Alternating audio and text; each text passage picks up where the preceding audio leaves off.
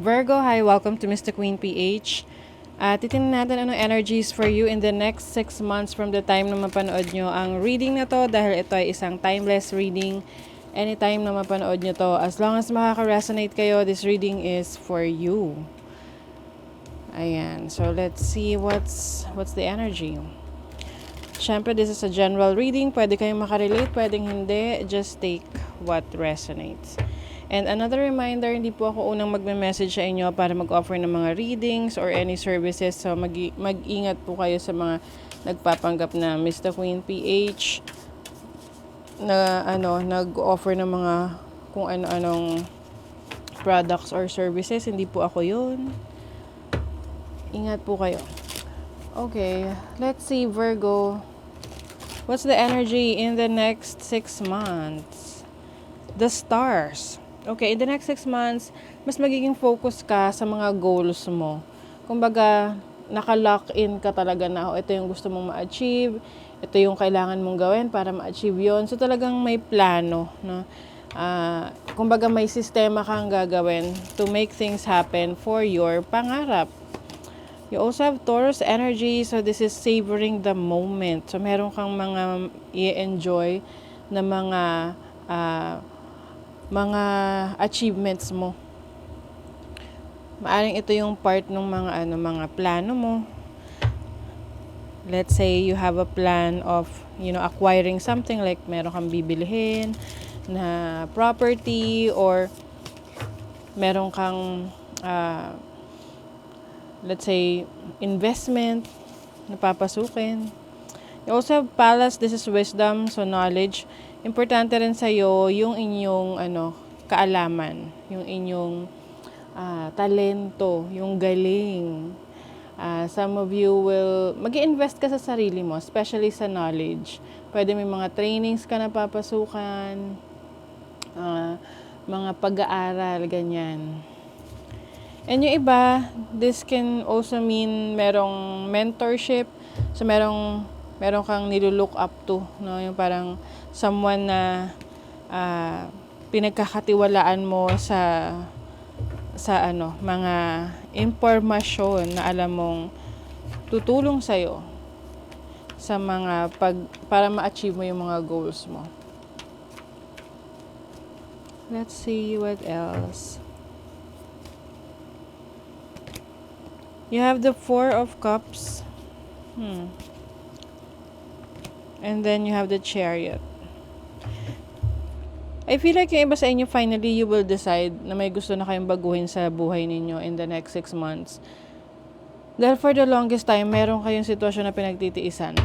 Pwedeng nagtitiis ka sa isang trabaho, career, or situation na iniisip mo na baka kailangan mong magstay doon dahil yun talaga yung proseso. But you will realize na kailangan mong gumawa na ng action. Like, ikaw talaga yung mismong kumbaga sa pagdadrive. Kung dati pasahero ka nung sasakyan, ngayon ikaw na yung magdadrive nung sasakyan na yon dahil mas sigurado ka na mas makakarating ka doon sa paroroonan mo kapag ikaw yung in charge. I also see travel opportunities for you in the next 6 months.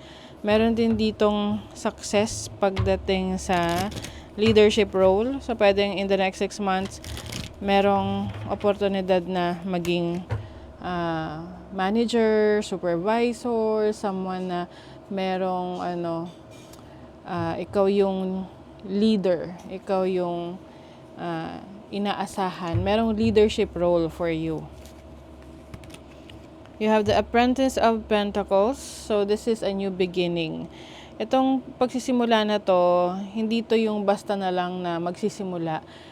Pinaghandaan to. So, yung iba kung papasok kayo sa isang trabaho, sa business, or career, meron kayong pag-aaral na gagawin, research, training, para maging successful to. Napaka-importante rin talaga na you know what you're doing at kung ano yung mga kailangan nyong gawin para maisakatuparan nyo yan. Sa una, hindi siya magiging madali para sa inyo kasi naisip nyo bakit medyo parang mabagal. But eventually, marirealize nyo na, ano yung dahilan kung bakit mabagal. Bakit, ano yung dapat mong i-let go, ayusin, ang tawag dito, i-calibrate para mangyari.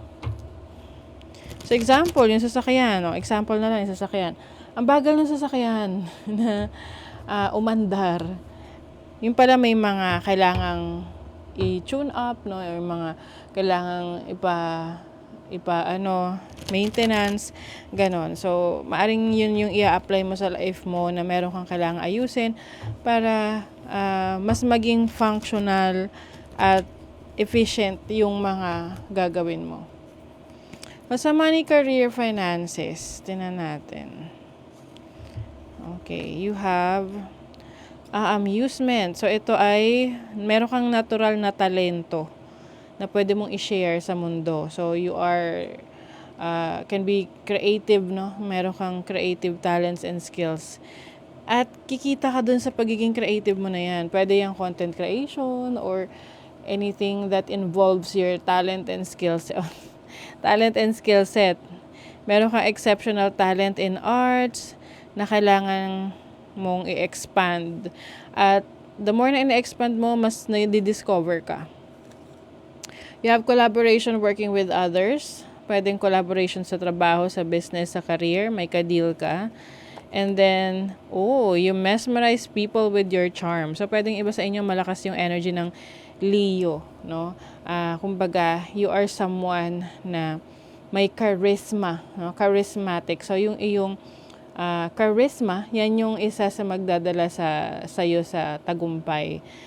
Lalo na mas nagiging totoo ka sa iyong sarili at sa mga pangarap mo. Okay, let's see. Sa love life ng mga Virgo in the next 6 months.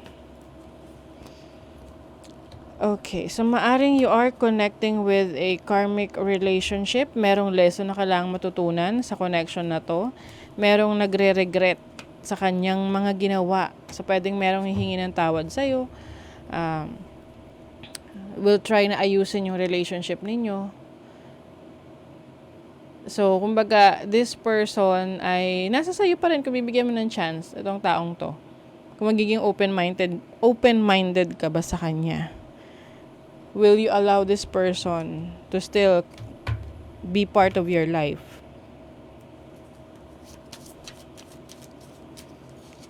Okay, let's see what else. Growth. Maganda to. This can be career growth, personal growth. Kumbaga, merong maturity, no? In the next 6 months, you will experience mga bagay sa buhay mo na somehow makikita mo na nag-i-improve ka, the way you think, the way you solve problems.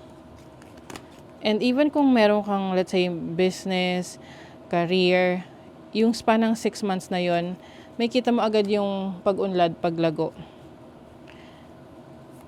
Some people see you as napaka-misteryoso or someone na nagiging interesado sa'yo because meron silang gustong matuklasan sa'yo.